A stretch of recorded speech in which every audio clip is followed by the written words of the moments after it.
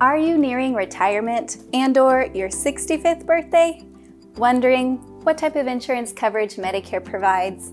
Hi, I'm Christina, a registered nurse with a background in care management, and I'm here to help you with your Medicare questions. And today, I'm going to cover the fundamentals of Medicare. Come on, let's get started. First of all, what is Medicare?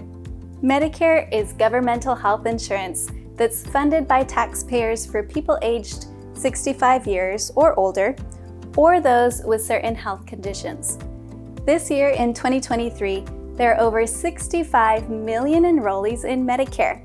Medicare health insurance covers healthcare costs like doctor visits, hospitalizations, and medications. It's regulated by the Centers for Medicare and Medicaid Services, that's commonly referred to as CMS. Who qualifies for Medicare coverage?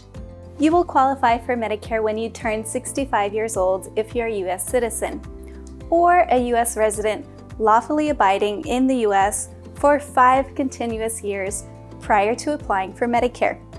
You could also qualify for Medicare if you're younger than 65 and have a certain health condition. For example, if you have end-stage renal disease, which is a permanent type of kidney failure, or ALS, that's also known as Lou Gehrig's disease. You'll receive a welcome letter in the mail months before your 65th birthday. In this letter, you're going to be presented with Medicare options, such as choosing Original Medicare or a Medicare Advantage Plan. Remember, you'll need to respond by the date in your letter. Otherwise, you could face some late enrollment penalties. But first, we're going to talk about your Medicare options. Where do I start? When deciding on which Medicare plan is right for you, you'll first need to know the difference between the 4 main Medicare parts that comprise various models of insurance and payment options. The 4 main Medicare parts are not so creatively named: Part A, B, C, and D.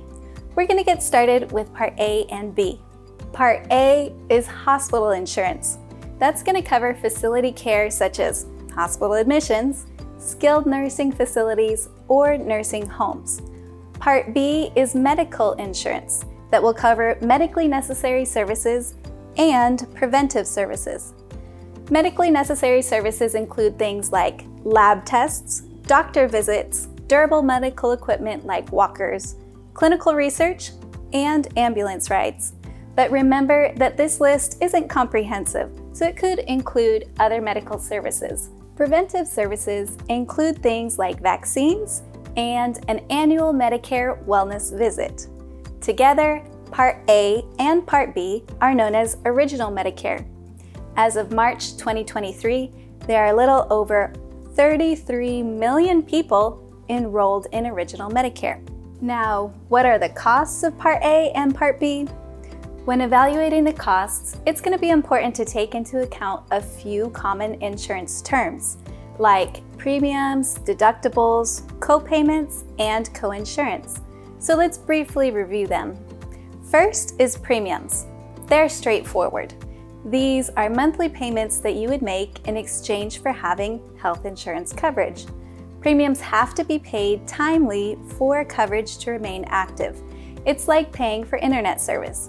Regardless of how much you use it, you'll pay the same every month just to have access to it. Second are deductibles. This is the amount of money that Medicare requires you to pay out of pocket at 100% before it will start sharing the costs with you. When you receive a healthcare bill, you're first going to have to pay the amount required by your deductible before Medicare will start paying.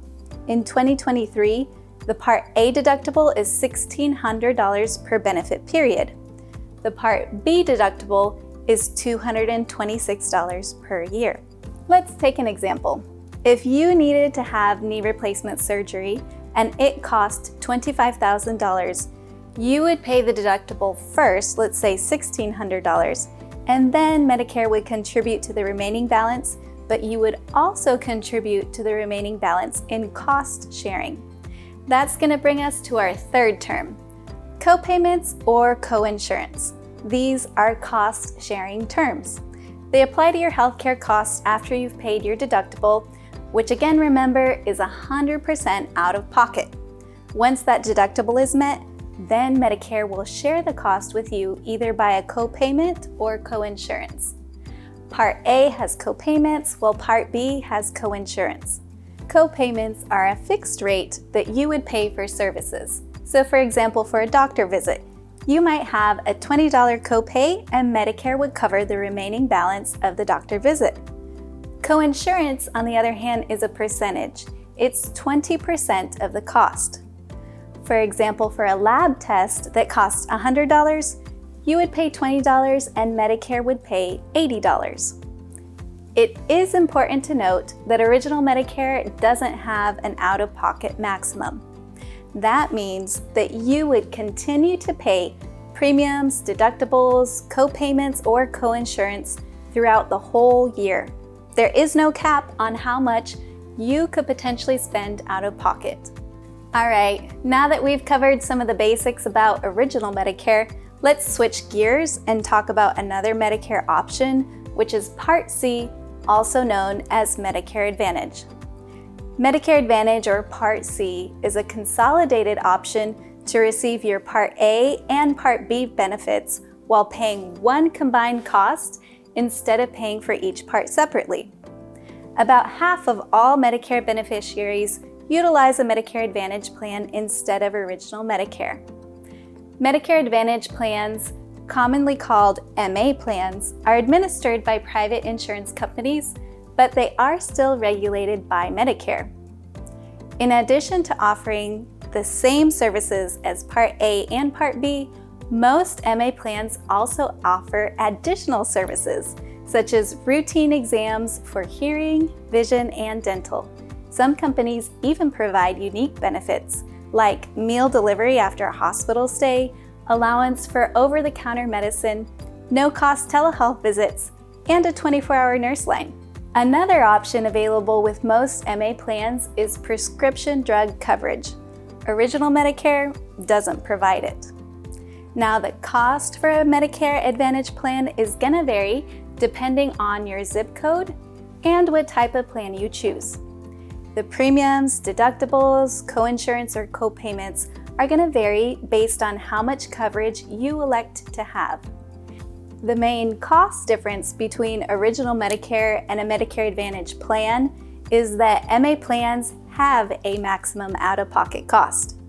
That means that after you reach a certain amount that you have paid out of pocket, you will no longer be financially responsible for your approved health services through the end of that year.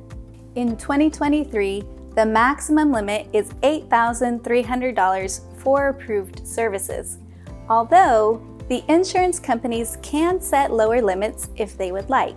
It's also worthwhile to note that with Original Medicare, you can access care anywhere that accepts Medicare, but with an MA plan, you must use their healthcare provider network for full coverage. Now we've made it to the fourth and last main part of Medicare, which is Part D, prescription drug coverage. Medicare Part D is an optional plan that provides coverage for prescription drugs. Many people who have Original Medicare elect a Part D plan to help them with their prescription costs. There's over 59 million Medicare beneficiaries that have a Part D plan.